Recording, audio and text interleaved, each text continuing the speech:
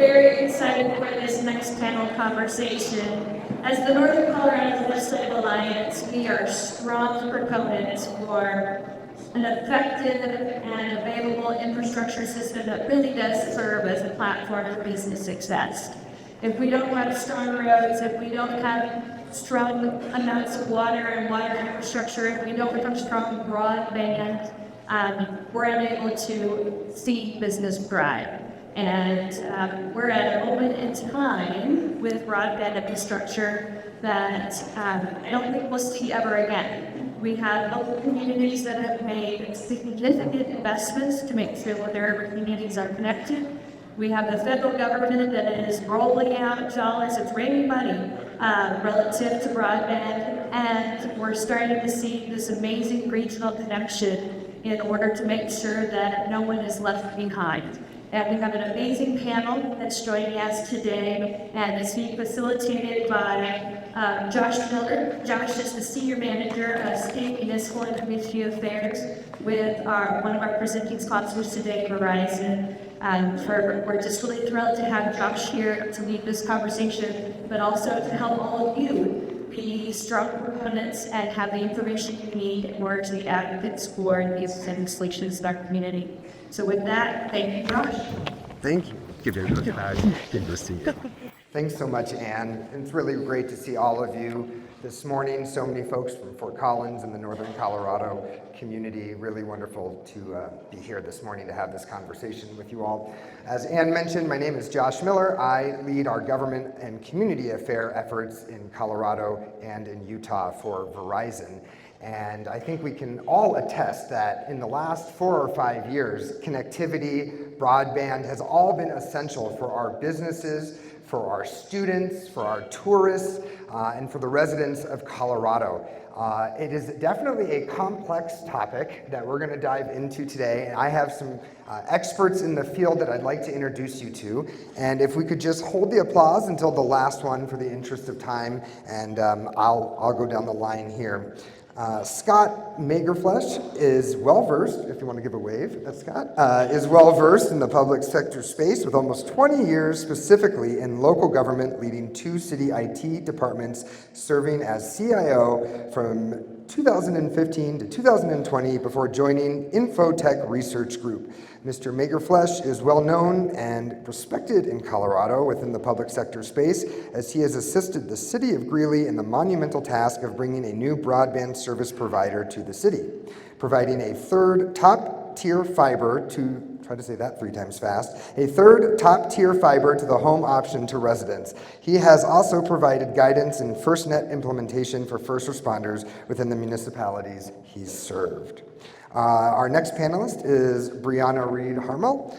Brianna Reed-Harmel is Pulse's broadband manager and a founding NoCo community fiber member. She is a visionary leader who has dedicated her career to supporting electric and telecommunications utilities.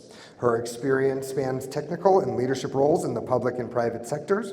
She was instrumental in forming Pulse, a thriving community-owned internet, Wi-Fi, TV, and voice service provider connecting the city of Loveland, the town of Timnath, and surrounding areas. Named as PC's Mag's fastest internet service provider in the West Mountain region and the second fastest network in the United States 2 years in a row, Ms. Reed-Harmel has demonstrated how a community can support the long-term success of its residents and businesses by ensuring high-speed internet service is truly accessible for everyone. Thanks, Brianna. Josh Hales comes to us from Conexion, where he is Senior Manager of Broadband Sales, oversees all things product sales and experience for Fort Collins Conexion, 10 years of telecom experience focused on bridging the digital divide, improving technical literacy, and bringing the value to our residents through technology and connectivity. And last but not least is my colleague from Verizon, Aaron Wagner. Aaron Wagner is on Verizon's state and local government affairs team, responsible for legislative affairs, state regulatory, and local engagement efforts across the Great Plains region. She's also a member of the National Regulatory Strategy Team, evaluating broadband subsidy funding opportunities across the country. Prior to joining Verizon, Erin held a number of roles working for state and federal elected officials. She and her husband are raising their 4 children in Omaha, Nebraska, and we have to get Erin back to Nebraska because it is her child's first birthday this evening. So really, thank you for joining us today. Thank you all. We're about to take a deep dive into broadband infrastructure here, and as I sit down, I just want to ask the room one quick question. It is just barely over 10 a.m. this morning. Who has made a phone call, a text, or an email? Raise your hand. Has anyone posted on social media this morning? Did you use GPS to get here? Well, great. You use broadband connectivity to make that happen this morning, and we tend to forget that. That's usually in the back burner. It's same with things like oil and gas. You know, we forget that these things are really interweaved into our daily lives. So I wanted to jump in on our first question here, which is, what is the current state of broadband in Colorado? How built out is it, and what does that infrastructure look like? So with that, Scott, I'd like to have you kick things off. Wow, that's quite a hot mic and a really interesting topic. I think the state of broadband is evolving, and I think the fact that we have 2 communities in Loveland and Fort Collins represented here that are doing things at a municipal level, I think is speaking to the growth and the evolution of that. I think the challenge we continue to see across the state and across the country, and Brianna, I love the fact that you talked about being a director involved in electrical and broadband utilities. Broadband is now a utility. It's not recognized as such at the federal level, but in all reality, just like we talked about, you turn on the faucet, you turn on the light, you expect those things to be there, you expect broadband to just be there. And in the state of Colorado, it is all over the place. You know, in very dense rural areas or community and like Denver metro area, there's great broadband. There's competition, there's service. You have potentially dead spots because of infrastructure, but as we get more rural, it's really, really difficult to get access to, and part of it is because it isn't really a utility. You know, we think about the Telecommunications Act, and we think about things that we're doing government-funded build out for telephone services into the rural part of the country in the early part of the last century and the middle part of the last century. We don't have that for broadband today. And so the fact we don't have access to funding that is being supplemented from a government perspective makes it more difficult to get broadband to those rural parts of the state. And if you look at the FCC maps, as you start to go up in broadband access, the availability for those individuals that are underserved or unserved becomes much greater as you get west of the Mississippi. And so having to serve those individuals, especially in the rural part of the state and in the western part of the United States, is really difficult, and we're still trying to scratch the surface on how to get there. Thanks, Scott. Bree, do you want to touch a little bit on that? Yeah, I just wanted to add that, I mean, yes, we talk about rural frequently, but even within our densely populated areas, Loveland, Fort Collins, even in Denver and some of the big metro areas, you do have pockets that are considered underserved. And so one of the things that, you know, we are looking at as communities is how do we make sure that there's universal access, not just in the areas that are the wealthiest or the highest density, and how do we make sure that the entire community is actually connected in a way that they can actually work, play, and live without, not being able to connect to whatever they need to connect to. So I think there are gaps, not just in our rural areas. Yeah, is that Arian or Josh? Did you like to touch a little bit on that? Sure. From your perspective? Yeah, I think it's a mixed bag in Colorado. I think you see, along the I-25 corridor, like we look really good. A lot of we have a lot of muni providers that are really expanding access. And then, as you go east and as you go west, it just gets really, really difficult. And, even the lessons that we've learned in the municipal space is these solutions take a very local approach to be able to get service to our residents. Everyone's different. You go up into the mountains, you're dealing with aerial drops, the risk of fires, what that means for poles along the access points. So, and you go east and you get into rural territory where you have these long stretches where it can be really expensive to build. You're going a lot. If you're laying fiber in particular, it raises the price dramatically. So figuring out the smartest way to get access out there is super important, but it takes a really local approach and, you know, a tailoring of services to get to the folks that are underserved. I think if you look as well for the current state in Colorado, you have to bring in what the federal government did do. And Scott touched on this. There was not this mass influx of money until now for supporting broadband deployment. The federal government, Congress passed the program is BEAD. You probably hear that acronym a lot, Broadband Equity Access and Deployment Act. Telecom is full of acronyms, but BEAD is probably the big one you'll hear in the broadband space this year, next year, the next couple of years. Colorado is doing really well with implementing this program. Only 13 states have gone through their first round of accepting bids. Colorado is one of those leading states. Only one state is further along in the allocation process, and that's Louisiana. And they have really been gung-ho in Louisiana on getting that money handed out, but Colorado is right there. Colorado's allotment, I wrote the number down. So out of the approximately $42.5 billion appropriated by Congress for this program, $826.5 million in federal funds are coming to Colorado for those last mile connections, getting primarily fiber to the premises, but also looking at how do you really reach those rural hard to reach points. As we've touched on, a lot of the densely populated areas have that what is considered served speeds. But what about, you have a farm here, but what about the farmer down the road, 2 miles down the road? That's a lot of money for a company to connect those two sites. So looking at how does the state allocate those dollars in the most responsible and effective manner to reach Governor Polis's 99% connectivity target. Scott, do you have additional mic?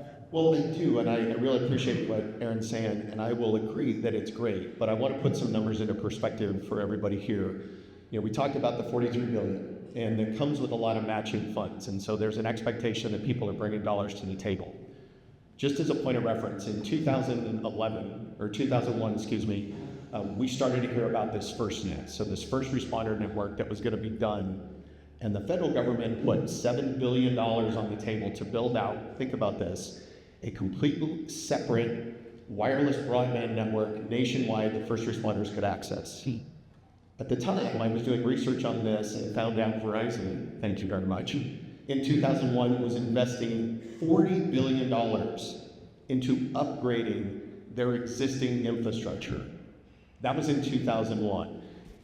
In today's dollars, that's $71.3 billion that would be invested just to improve an existing infrastructure. And so while I know what the federal government is doing in order to help supplement some of those costs, but as was pointed out, 2 miles worth of fiber build, if you're going from one farm to another, imagine what it costs to do directional boring for that at $40 a foot.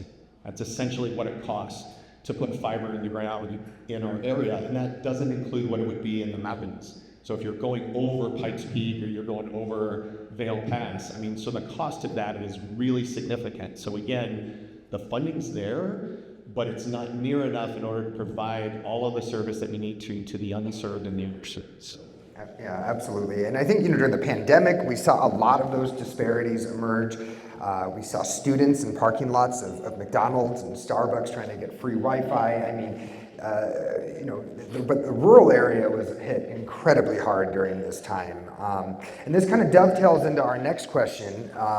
And I'm sure some of you might have a dead spot near where you live or wonder why every time you go down this one stretch of road, you drop a call. But what are some of the hurdles to broadband deployment and connectivity from public policy to geography that are occurring here in Colorado, maybe nationwide, but let's try to focus a little bit more on Colorado and northern Colorado for these answers. I think Scott's hit on this. Cost is a big issue, especially when you get out into the West. We have pockets of dense cities and communities, but then you have wide swaths of area where it's very low density, and it can be very expensive to build out to those areas. And then, it's dealing with the local jurisdictions. How do you make sure that you're working with the communities to make sure that when we go in and we put infrastructure in, we do it in the right way so that we are not impacting the residents? It is very disruptive to put cable in the ground And you can do it in a way that's less disruptive, you can do it in a way that's more disruptive, but making sure that you're not impacting those communities and taking care of the infrastructure. There was a lot of conversation earlier about transportation and the roads. When we put infrastructure in the ground, we need to make sure that we're not damaging that infrastructure, we're taking care of it so that we're leaving it in as good or better condition for the future. There's a lot of public dollars that are invested in our transportation infrastructure, and by building out broadband infrastructure, we can't also damage and impact the communities in which we're serving.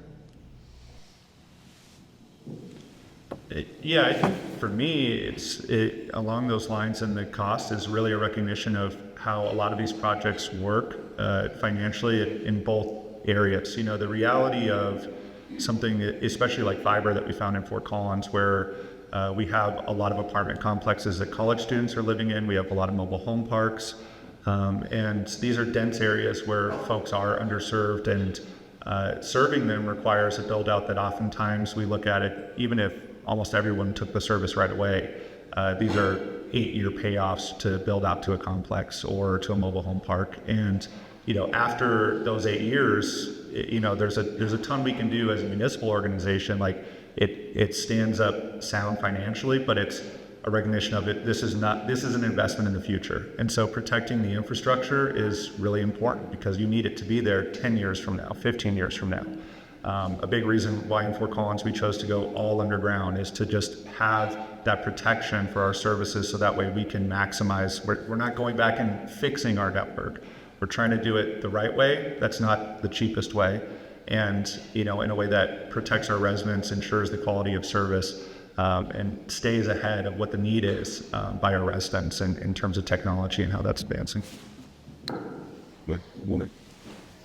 Brianna touched on the topic of working with our municipalities, and part of that, one hurdle that we run into across our industry is making sure that communities have updated zoning, permitting, the regulatory environment. We are a very, very heavily regulated industry, and we should be. There are a lot of safety risks, and we certainly all, as our companies, take that into consideration. We all live and work where we're building cell phone towers. We don't want unsafe structures in our communities either.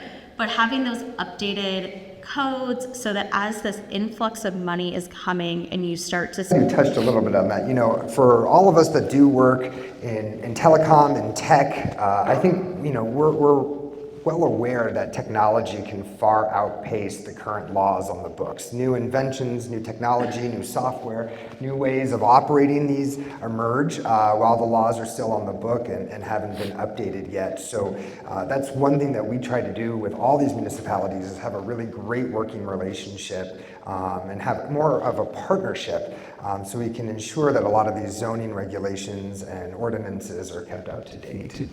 Well, and just to go a step further, you're talking about legislation. Colorado is one of, I believe, 38 states that actually has something at the state level that forbids municipalities from competing in the public sector.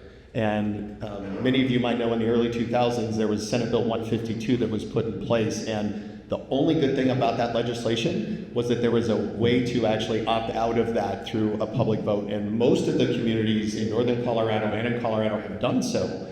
But knowing that a municipality would have to go through that extra step just to be able to do something like that is a challenge, because you have to opt out of Senate Bill 152 for Fort Collins and Loveland and Longmont, which literally led the way in providing municipal broadband access, is a requirement. So it's an additional step to get there in order to have that competition. In addition to that, I think at the local level, whether it's the county or the city, having elements of a take once policy are really, really important as individuals start to enter into the right of way. So making sure that if someone like Verizon or Comcast or CenturyLink or Zayo is coming in and putting in new conduit, that there's an opportunity for those municipalities to go alongside them, so you're only doing it once, you're minimizing the disruption into the right of way, and you're providing additional access for the municipality to come behind and be able to provide that service, whether it is conduit access or dark fiber or whatever else, just to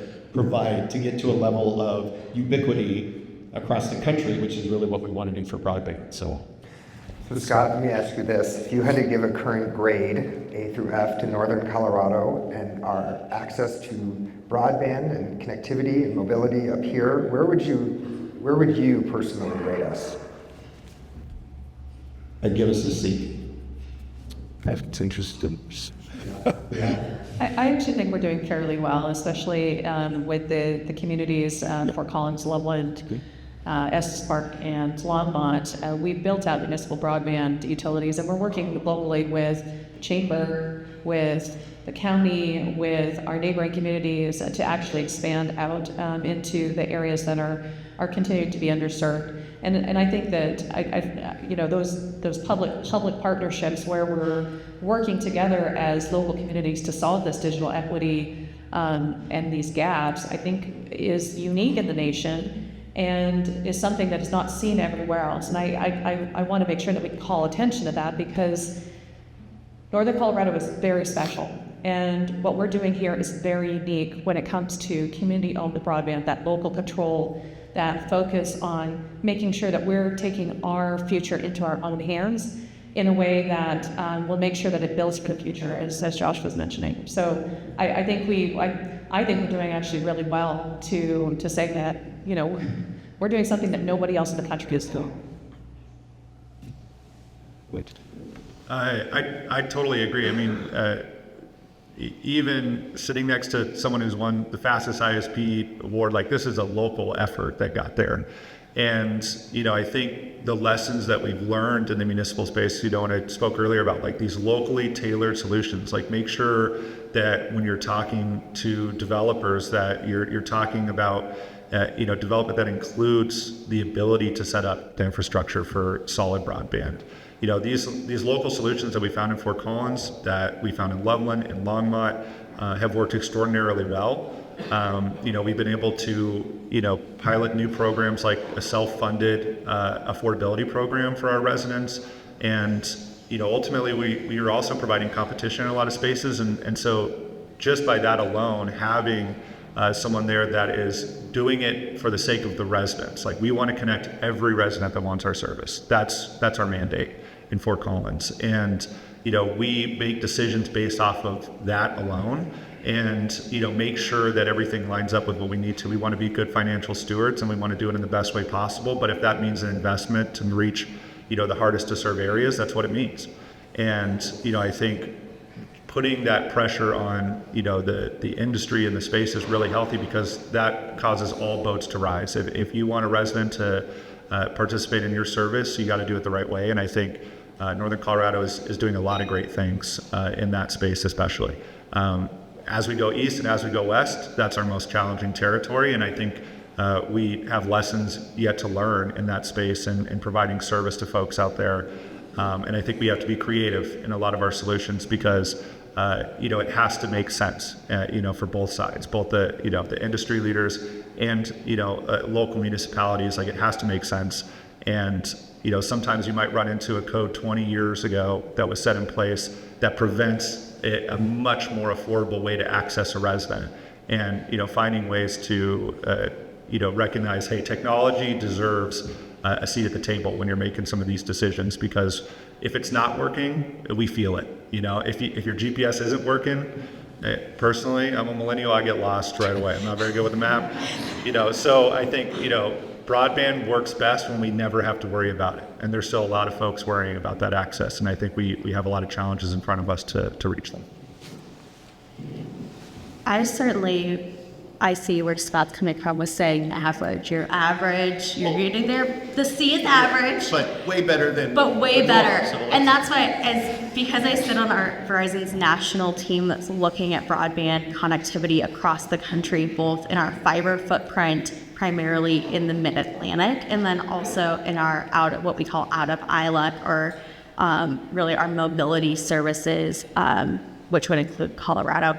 You guys are doing a really great job. Some of these innovations are fantastic. Hearing about, I'm now going to pick your brain after this, about the self-funded affordability program, because that's another hurdle. That is a major hurdle to connectivity. There may be service, but that doesn't mean that the individual can afford that. a huge component of making broadband affordable. The Affordable Connectivity Program was born of the pandemic. Congress chose to not fund that going forward. That fund has run out of money. So you see a lot of ISPs continuing to offer these low-cost programs. Verizon still offers it through the Verizon Forward program, where it is that affordable $25, $35 a month for what we consider to be connected, that 100/20 speed. But that's still a challenge, and not having that subsidy from a federal level is going to increase that gap. We're going to potentially see that gap increase again in communities where yes, there is the coverage there, the access is there, but just because the speed can be plugged into your house and you can get it doesn't mean that that household can afford it. So now I'm going to have to hear more about that after this today. Yeah, thank you for all your answers on that. And I think, as a state too, I'm a 5th generation Coloradan. I remember what it was like when we did have huge pockets of this state that weren't covered. I remember going to baseball games and football games and walking into a 50,000 person arena, and just your phone is in a blackout. You couldn't contact anyone. And now when we go to Red Rocks, when we go to the ski towns, we are posting and calling and texting in real time. Things that weren't happening 15 years ago, 10 years ago. We've seen the emergence of streaming services too over the last decade, all requiring more access to broadband and connectivity, because this is just all weaved into our daily lives. So this dovetails into my last question. I think it's a very fun question, and I think we have some good examples to share with you. But what does the future of broadband look like, and how is it going to continue to interact with our daily lives over the next decade? And, or Aaron, would you like to take this? So when you think about, I am old enough to know when there were not cell phones readily available. I remember being so excited and begging my parents for a cell phone and being told no. I remember being so excited when I finally got my first cell phone. I certainly was not imagining as a high school student being able to do anything other than make phone calls and have my 100 character limit for text messages, and hoping that I didn't receive too many so that I didn't go over my allotted number that I could receive without our bill being sky high. So looking at how far that has come in the last 20 years, looking forward for what are the future use cases for technology. We're starting to see it. We've touched on autonomous vehicles. We're starting to kind of scratch the surface. We have all of these autonomous vehicle companies, and they ultimately will rely on connected roads. So that brings in that transportation. This transportation infrastructure theme today has been great, because as your DOT is building out these roads, connectivity will be crucial to the future of how those roads and how cars on those roads operate. Josh was out in Salt Lake City earlier this month hearing about potential future uses for transportation, in personal transportation via unmanned drones. They're working on that in Salt Lake City right now. There's a company trying to come up with that.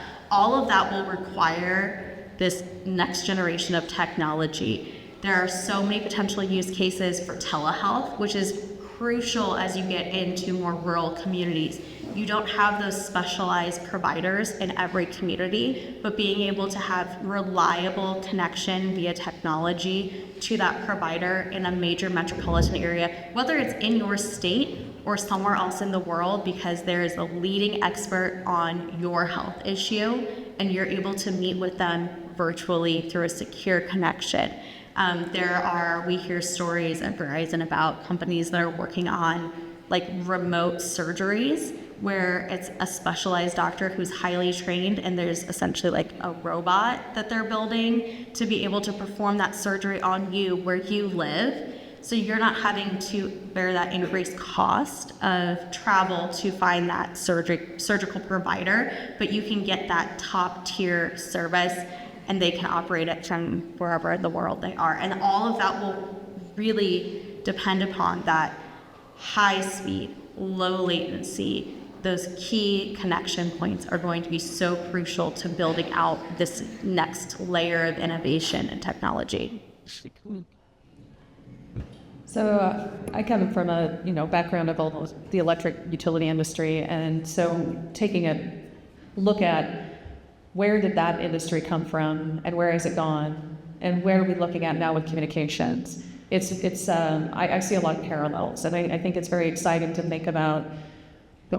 As an example, my family is from eastern Montana, and my grandmother grew up in a house without electricity. Her mother did not want to have any electricity in the house. She was terrified of it, and so they had one light bulb in the barn. And now, thinking up to that farm, it's several sections, they are using technology to drive massive combines around and use that for farming, and that's based on the communication piece. And so when you think about what, over the last 100 years, where we've come from no electricity on that farm to now they're using technology to drive around equipment, I don't think we can even possibly comprehend what we're going to see in the next 100 years.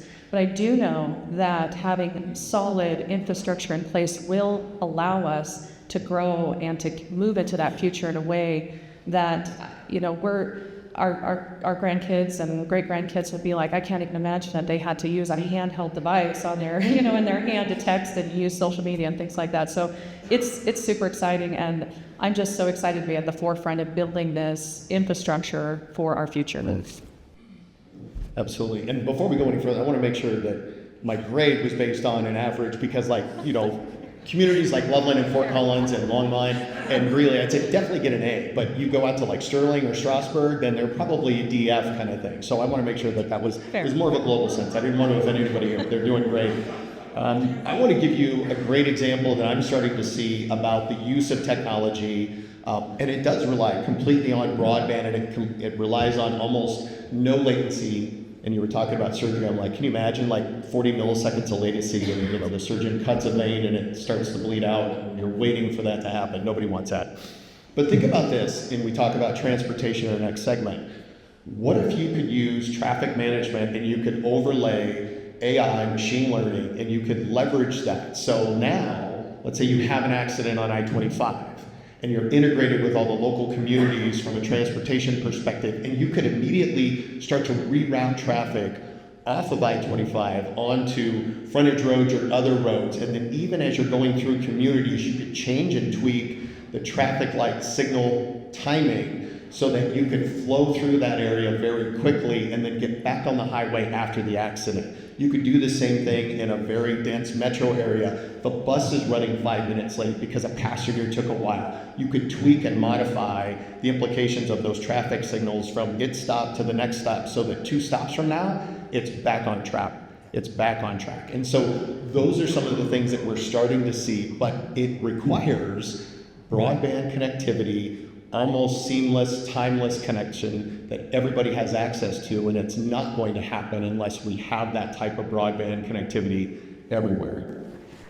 Aaron, was your first cell phone the Nokia with the interchangeable faceplate that you could play Snake on? Yeah, it was mine too. So we've come very far since that device. And Mine was a bag phone. You had the bag phone around the shoulder. When I was in my 20s. And so I'm sure we all remember our first cell phone, right? And now when you look at the evolution of the smart home too, over the next decade, we're going from having more than just 2 devices, your computer and your phone, connected in your household, your thermostat, your TV, your iPad, your personal computer, your work computer, your car. So now we're seeing software systems and home smart systems that are going to be pretty standard in our homes too over the next decade. So we need this infrastructure. The other thing that we need is we need all of you as advocates too. We need you advocating to your county commissioners and your city councilors and local government officials, letting them know where that dead spot is in your community and that you want it fixed, because then they end up calling folks like us and we try to come to an answer and a solution to end that dead spot. So we definitely need your advocacy as well. I think we have about 10 minutes left. So what I'm going to do is I'm going to try to take 1 question, 2 questions from the audience, if that's all right. And if anyone has a question, now would be the time to raise your hand. Yes, sir. What's the status of connectivity for K-12 education statewide? I'll start in Fort Collins. So we work really closely with our school district, Poudre school districts in terms of connectivity. So does Loveland. We even partner on a couple locations. We talked about the future of technology. I was actually floored to learn that esports is a CHASA sport now for kids, right? They can do that. And so connectivity is becoming, more and more in the forefront.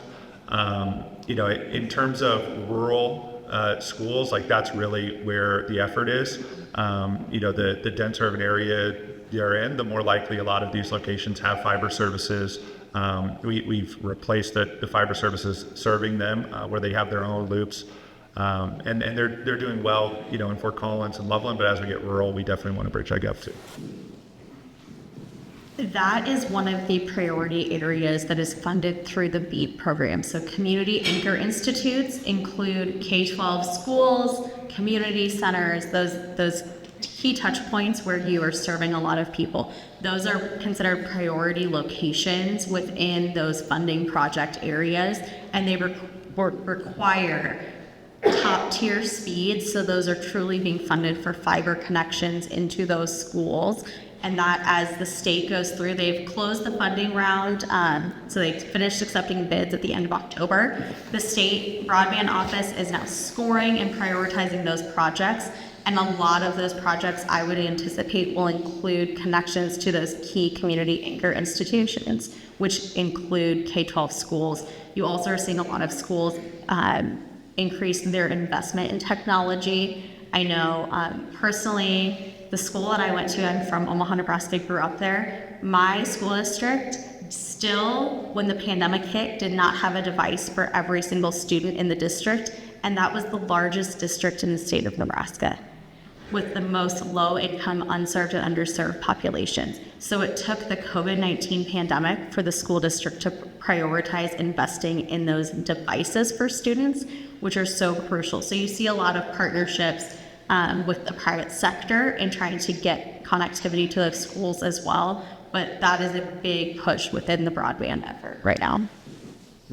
And one of the conversations we're having with Thompson School District is it's not just connectivity to the schools, it's connectivity to the students' homes. And that's probably the biggest missing piece at this point, especially when you have students that could be transient or students that are experiencing unhoused situations or things like that. So how do you not just connect their home, but how do you make sure that they're connected no matter where they are in the community?